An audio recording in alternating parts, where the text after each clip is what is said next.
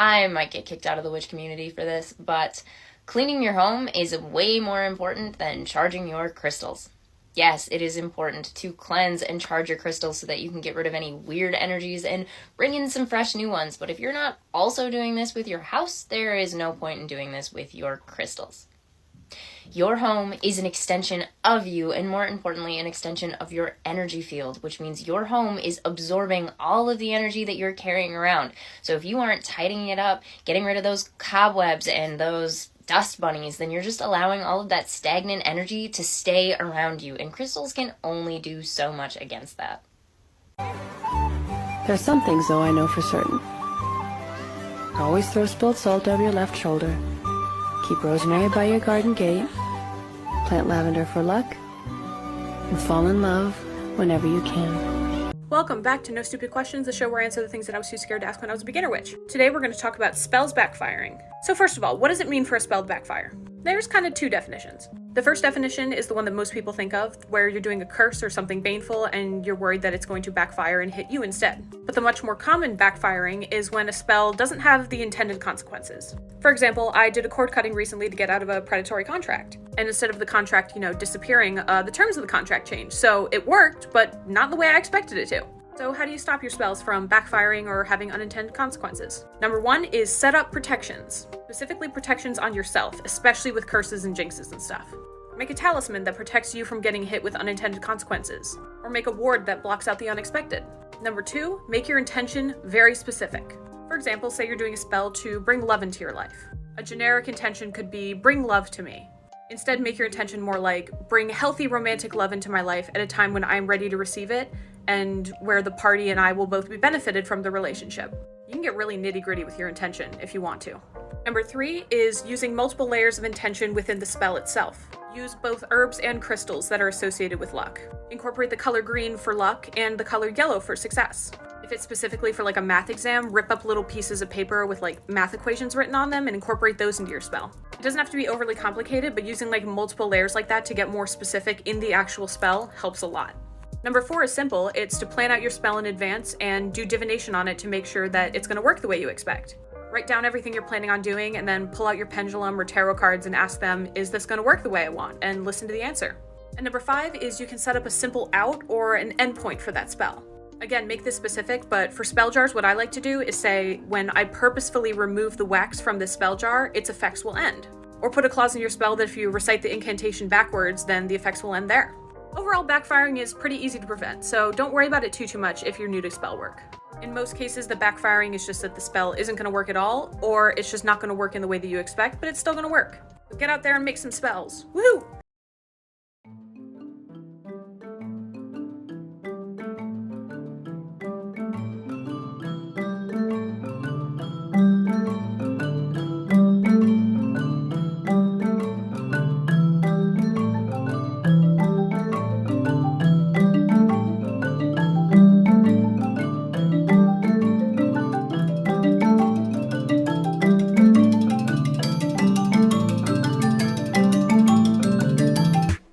It's because black people keep praying to the wrong God. This creator is exactly right. And it affects everybody, not just one segment of society. If you're praying to a deity and that deity doesn't answer your prayers, dump him, her, and or it immediately. Don't wait. I'm going to tell you the story of how I found mine. First thing was, I was involved in Hermetic Order of the Golden Dawn style magic before I met anybody else who was into magic. And that particular deity structure involves Yahweh. I've read enough of the Old Testament. I'm scared to death of that guy. And it was the only system I knew. So I just kept working it and I was able to move the energy around, but I never felt very close to the deified energy, the actual God himself, or any of his underlings. It was like meeting people at a grocery store and asking them where the canned tomato soup is. That's all I really got from them, and it didn't work for me. I tried Alexandrian Wicca, which was a disaster for me. when I finally had a dream that connected to their deity, or the beginning of their egregore, I should say, it was scary as hell. Why on earth would I want to make a lifetime commitment to something that scared the shit out of me? That doesn't make any sense. Then on my own, I went to Hecate. Hecate is pretty cool. I like Hecate. She showed up for me and my working partner at the time as this blonde woman. She was beautiful but not sexy. She was stern but not mean. And we worked with her for a while, and it worked really well. Then I moved on to Jason Miller's Hecate course, and I actually laid eyes on the goddess myself through a meditation. And what I saw was this very tall woman with the hordes circling around her skirts. And the hordes are the restless dead that are just attracted to her. And you can watch people run away as if they're running on errands for her and then running back into the mix. And under her skirts was this beautiful white light spewed out from under her skirts. And I assume that at some point the dead were scooped up into that light and reborn, or something happened. I don't know. But I took one look at that and I realized I don't want to be part of those hordes. That looks horrible. It looks claustrophobic. Why on earth would I want to put myself in that mass of dead humanity? So I moved on. And then I kept working, I kept meditating, I kept working on my soul, all that kind of good stuff. But it was a long time before I sought out another deity. And then somebody came into my life and reminded me of the ancient Egyptians. And this was one of those moments where I was like, gosh, have I been this stupid all this time? I have Isis tattooed on my back. I've got a 9-inch back piece. Then I got really early on into Golden Dawn stuff. She was the first deity that ever spoke to me without somebody else creating the form first. And it was awesome. I respect Isis. Very cool. But this other person not only reminded me of the Egyptians, but how many Egyptians there were. And I found one whose name I will not mention on TikTok, but I have a relationship with that deity now. If I ask a question, I get an answer. If I ask any of the Egyptian deities that I have worked with so far, Egyptian deities are called Neteru, I get an answer. And if I need a physical manifestation of that answer, I'm getting that. So if you have been praying to a particular deity for a long time and you're not getting any response at all, or you're getting some kind of knowing response where you know they're listening, you're getting information, but it never manifests to change here on earth, politely decline and find someone else. You should be comfortable with your deities. Your deities should get something from you. You should get something from them. It's a symbiotic relationship. Don't put up with the answering machine of the gods. Only put up with gods who are willing to get down on earth with you and get some work done.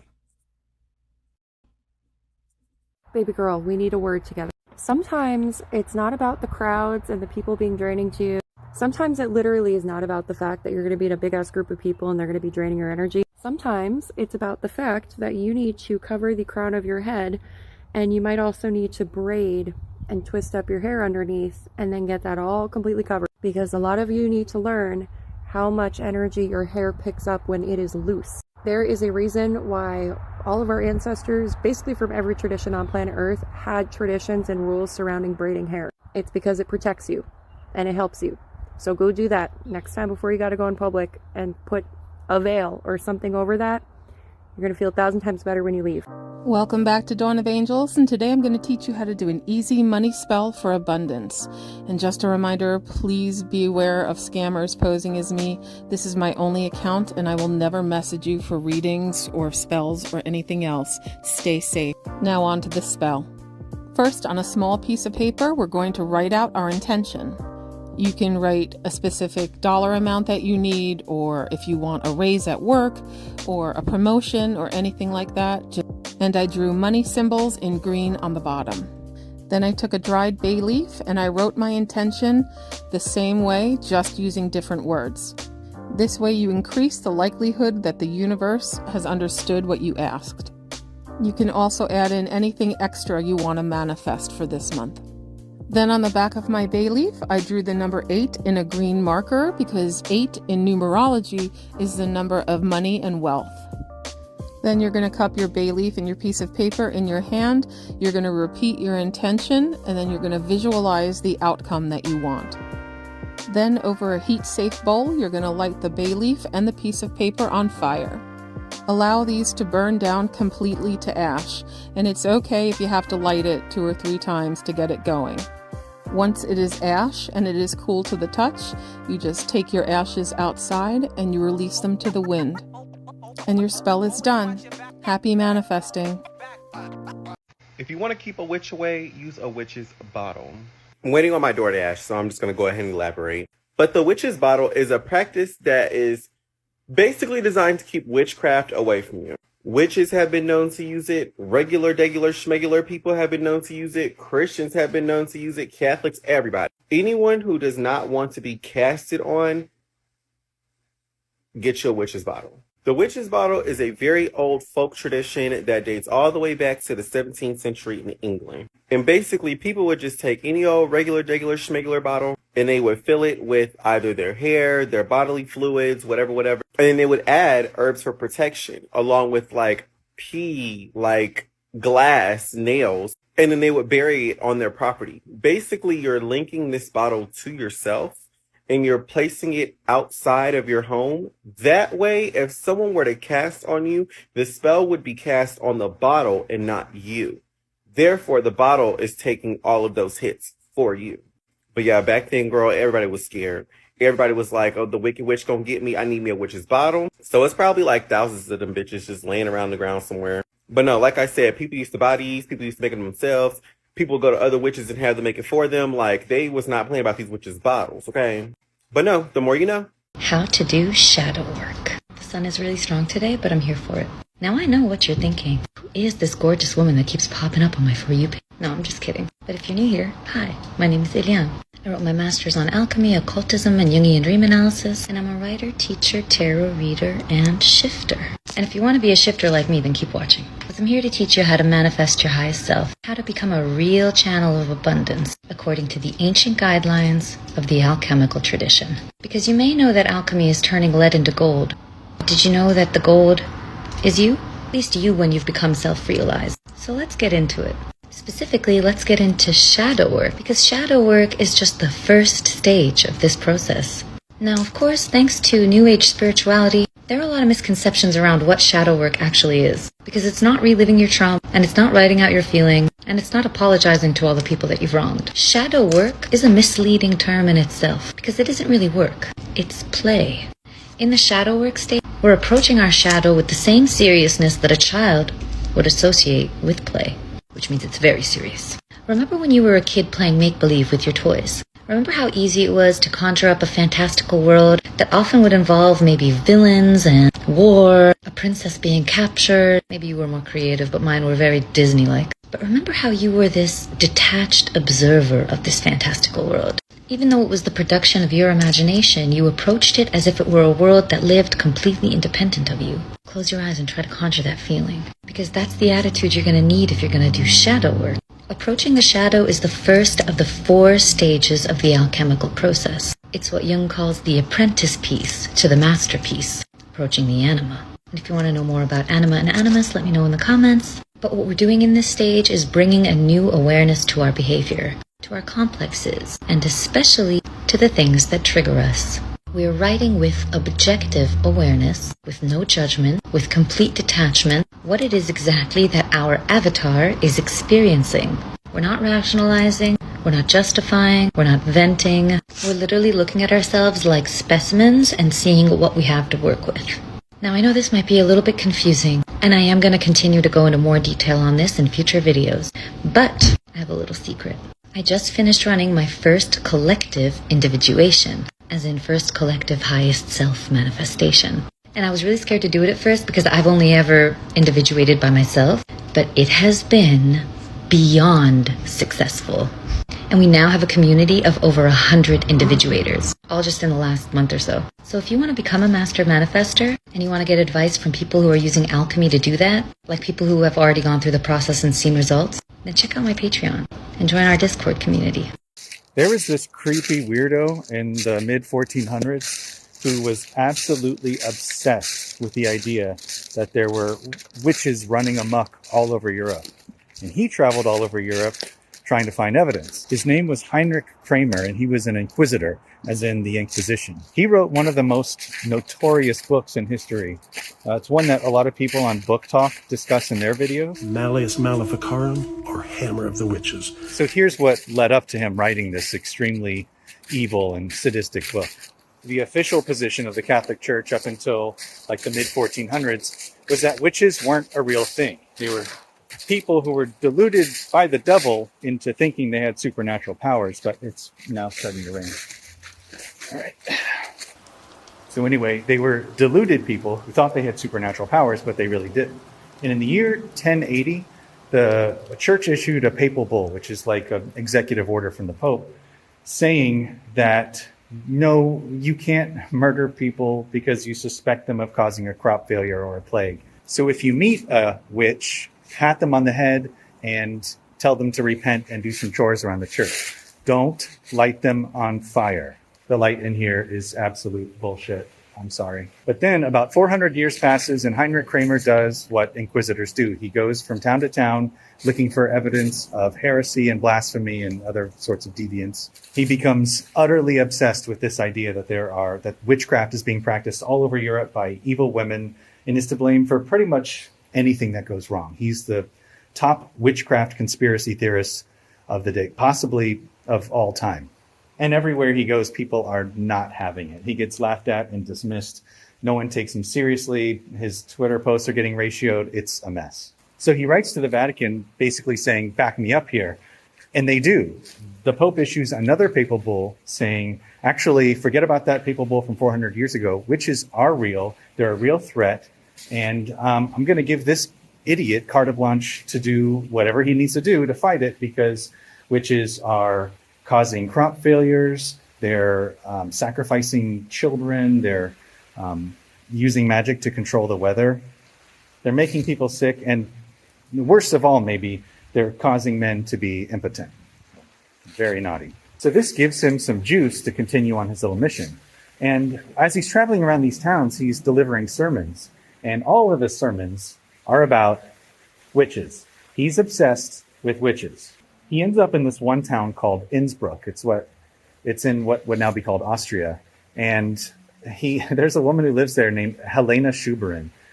And she does not take shit from anyone, especially not this crazed zealot spewing nonsense at the pulpit. She would swear at him, spit at him. One time she stands up in church and is like, "You're the one who's possessed, not us women," which, according to him, is exactly what a witch would say. So he uses his power as an inquisitor to take her to court and try her as a witch. It does not go well. He immediately gets creepily obsessed with the details of what she's got going on in the bedroom. That's all he wants to talk about is her sex life. And eventually the locals are like, they've had enough. They're like, okay, we see what's happening here. This is about your sexual baggage. Why don't you take a hike? And the case gets thrown out of court and he takes off. He scampers off. His authority is wounded. And to claw some of it back, he writes a book about, you want to guess? It's called The Malleus Maleficarum, The Hammer of Witches. And it spends many, many pages discussing how women are more susceptible to falling in league with demons because they're so carnal and lusty and dirty. And it outlines a bunch of sadistic torture methods for getting confessions out of these horny witches. It will not stop raining, and I don't know how I'm going to get back to my car. The church actually condemns the book. They say it promotes illegal methods of getting confessions. It's promoting demonology. He tried to give it an air of legitimacy by publishing the papal bull he received in the front of the book as if it's like an extension of the Pope's order. It's not.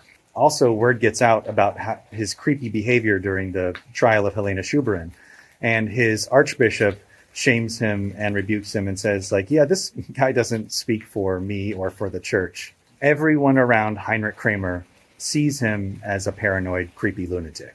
But he writes the book shortly after the invention of the printing press, which allows it to go into print and into mass distribution, and it sparks off a mass hysteria about witches. And you probably know all about the sham trials and murders of these many, many innocent women. This lasts a couple hundred years. The witch craze didn't kick off until after Kramer was dead, so he never got a chance to get off on the torture of these women who presumably he thought were making him soft. So that's the creepy weirdo Heinrich Kramer, author of the Malleus Maleficarum, or Hammer of the Witches. You're a fucking asshole! Fuck you! Get out of my garden! I'll shit in your fucking garden!